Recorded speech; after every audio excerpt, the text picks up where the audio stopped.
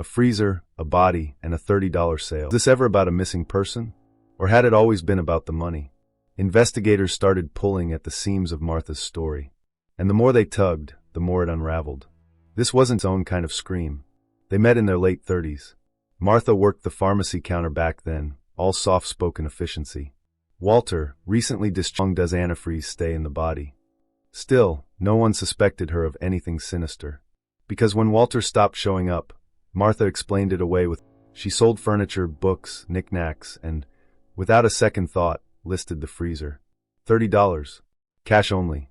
No refunds. And that decision is what finally exposed the secret she'd been sitting on for 2 long, frozen years. $72,000 and a smile. The numbers told their own story, cold, exact, and impossible to ignore. Investigators from the Georgia Bureau of Investigation pulled records from Walter, eventually stretched into nearly 2 years. She told investigators she feared losing everything if she reported the death. That Walter's pension and disability checks.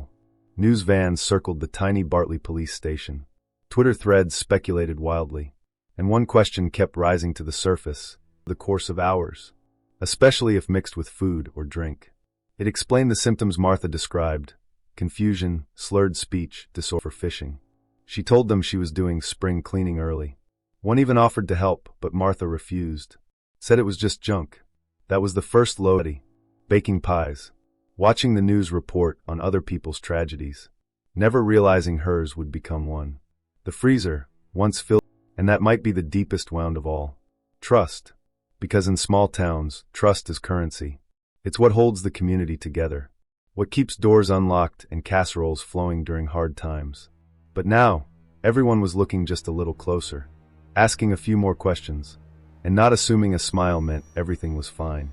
Martha was sentenced to 25 years without parole. She didn't speak at her sentencing, didn't look at Evelyn, didn't cry. She just stood still, like the freeze had finally reached her too.